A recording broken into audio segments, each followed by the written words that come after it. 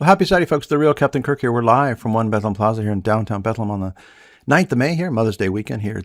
This today is the 8th coldest, 10th wettest in 41 years for us. Again, last year was warm and dry, warmest in 10 years. So we've had about 7 of the past 10 weekends here in the eastern PA that have been rainy, had some rain over the weekend. So 7 out of 10. It's not been the best of weekends for us here. But again, the good news is tomorrow, Mother's Day, actually going to peak up into the 70s here. So some sun in the morning and early afternoon, and then thunder showers late in the day. But again, looks like a nice Mother's Day. So happy Mother's Day to all the moms. Thought we'd ask our cute new little robot here again, tell me about equity weather favorability over the past 3 weeks. It's been a cool wetter trend here. So what we do is we map 360 plus equities and how weather influences those equity performance. So again, cold, wet weather is typically not good this time of year. We want warm, dry for outdoor gardening and pool chemicals and all the things we would buy in a warm, dry spring. So with a cooler kind of wetter pattern here, again, it's not pizza, DoorDash, Amazon, kind of those. If it's a warm, dry like it was here last year, we were out and about at restaurants, sitting outside. If it's cooler, wetter this year, we're probably not outside, probably inside and online with Amazon or shopping or DoorDash. So DoorDash is kind of a high index for us, again, favorable for them versus, let's say, a BJ Wholesale Club, kind of one of a very unfavorable index. Again, just how we quantify weather and its influence. And again, this goes out a year to predict kind of how equities perform. And again, it's not always one-to-one, but the stocks usually follow the index. Again, so DoorDash index is high, and their stock's been a couple percent up in the past month, and BJ's index is low, and their stock is down about 2%. Thought we'd also ask the robots here, tell me about spring rainfall here, because it's feast or famine here. So again, this is 1 March through 9 May here today. So map far left is on a 2 to 30 inch scale. So some of those reds there in Missouri are approaching 16, 18 inches, a little bullseye there. Very wet across the Ohio Valley Corn Belt. And then middle map here is on a scale of 0 to 5 inches. So again, even though some folks are not getting a ton of rain in the mid-Atlantic, they're still getting some.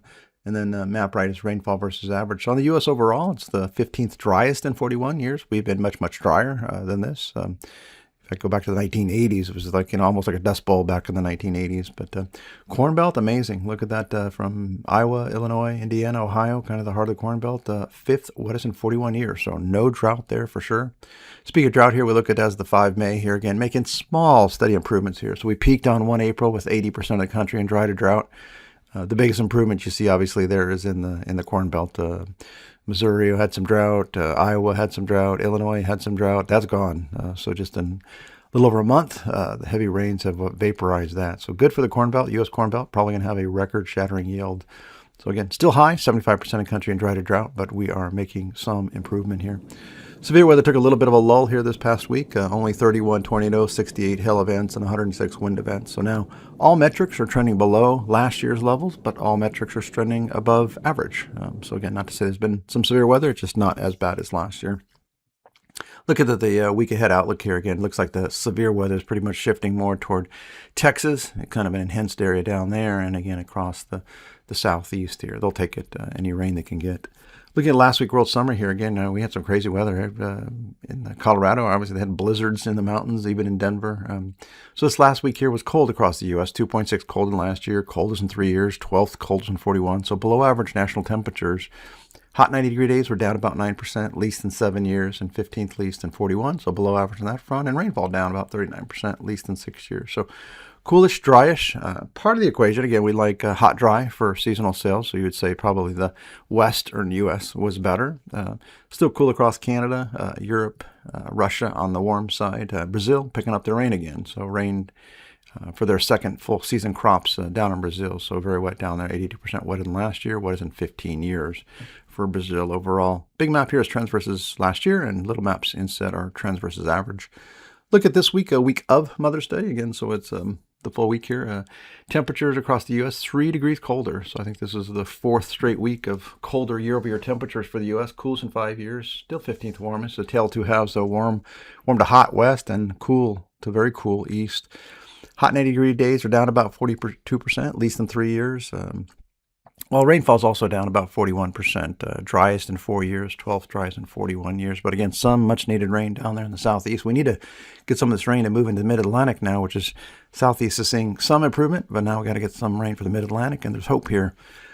Going into Memorial Day weekend, the latter half of May here, we do think there's going to be a warming trend here across the U.S. So again, for the week prior to Memorial Day, it's really early this year. Memorial Day is again coming early, about as early as it can get. 6.2 warmer than last year, warmest in 8 years, second warmest in 41 years for U.S. also, much above average national temperatures. Ironically, that little bit of a cool spot up there in New England. Again, just recall last year was frigid Memorial Day week.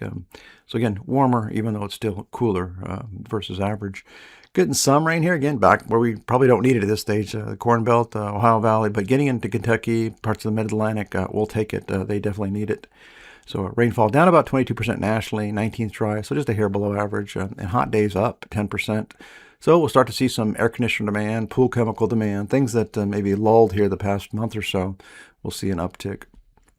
Aggregating these 2-week trends here now, 10 through 23 May on a world scale here. General theme is hot Western North America, Western Canada, Western U.S., cooler Eastern Canada, Eastern U.S., kind of coolish down there in Argentina, Brazil, cool across Europe is a general theme, and wet, continued wet across Brazil is great for their crops. Again, they had almost near record crops for the first crop, and this second one probably going to do the same here.